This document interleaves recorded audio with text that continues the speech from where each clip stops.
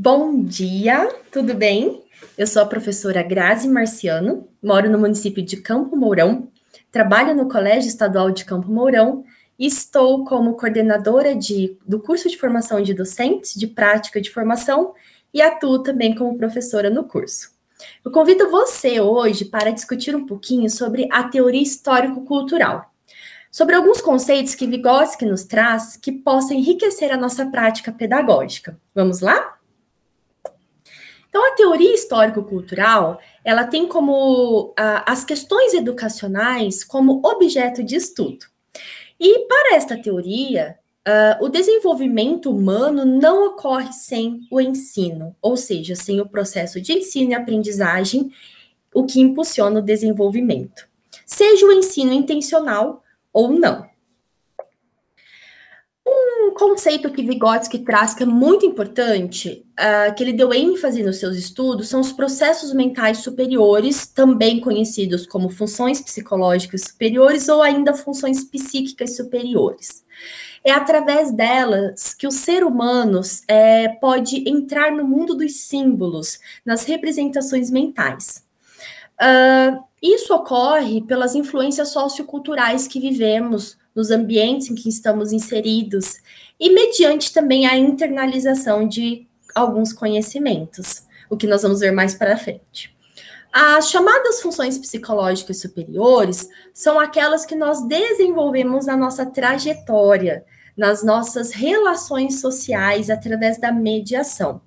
Como, por exemplo, consciência, atenção voluntária, planejamento, lembrança, memorização ativa, pensamento abstrato, raciocínio dedutivo, raciocínio lógico, linguagem. São exemplos dessas funções psíquicas superiores, que são tipicamente humanas e que dependem de processos de aprendizagem.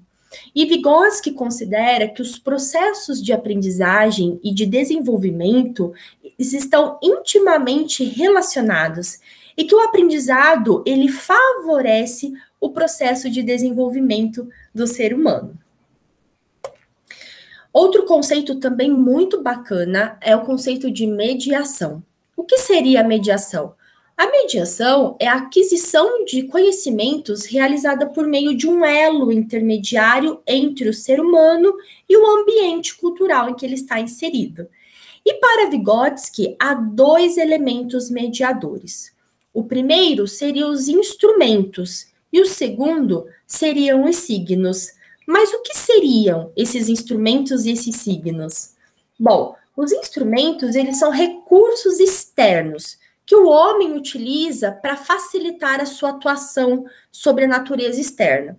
Como, por exemplo, eu vou cortar uma árvore, uma madeira, posso utilizar um machado.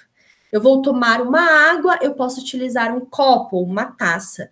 Eu vou armazenar uma água, eu posso utilizar uma bacia.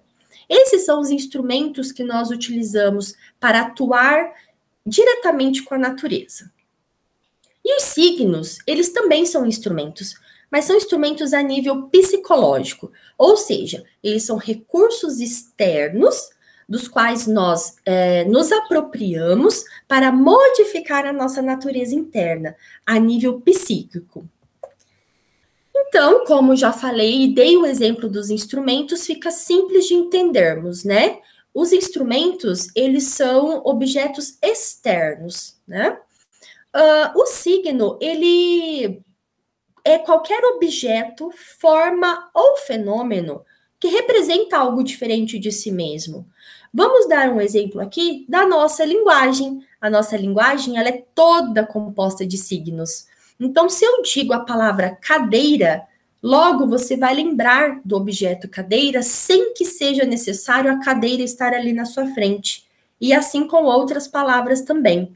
Então, com isso, com os signos, nós conseguimos realizar representações mentais, o que, segundo Vygotsky, é um traço evolutivo muito importante dos seres humanos.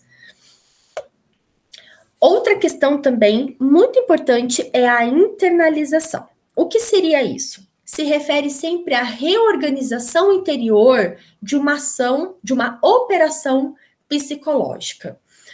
Primeiro, nós aprendemos observando as ações dos outros, né? Das outras pessoas, dos outros sujeitos. E depois nós incorporamos isso aos nossos conhecimentos.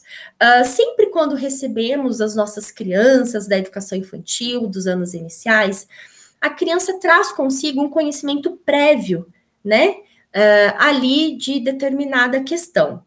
Quando a escola, o professor ensina, promove o ensino e aprendizagem dos conteúdos científicos, e a criança consegue, por meio de recursos, internalizar esses conhecimentos científicos, há uma reorganização interior, uma reelaboração, né, do seu conhecimento, onde acontece a internalização.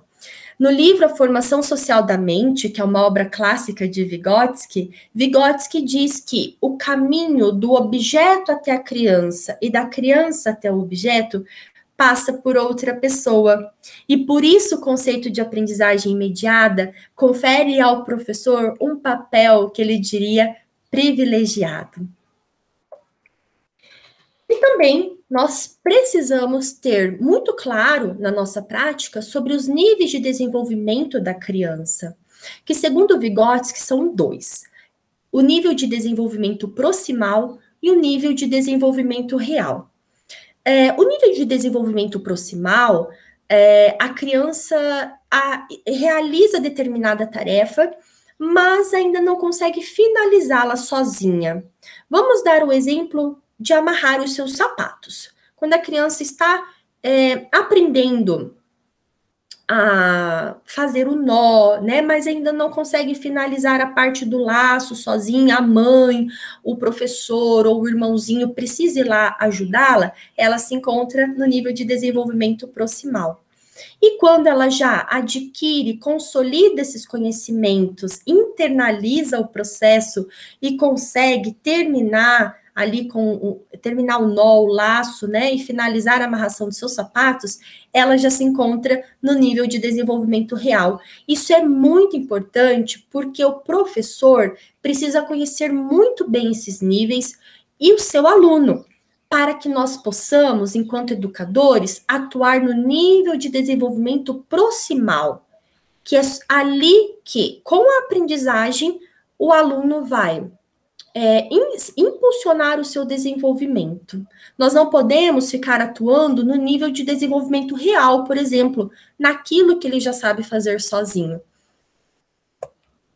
E o conceito de zona de desenvolvimento potencial ou proximal, qual estávamos falando, deve ser compreendido como parte da análise de Vygotsky, das relações entre aprendizagem e desenvolvimento.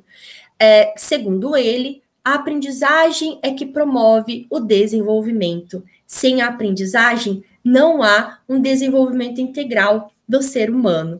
Portanto, a aprendizagem vem sempre antes. Não podemos ficar esperando que a criança se desenvolva sozinha, por ela própria, esperando para que ela aprenda, mas sim promover a aprendizagem para o aluno poder se desenvolver.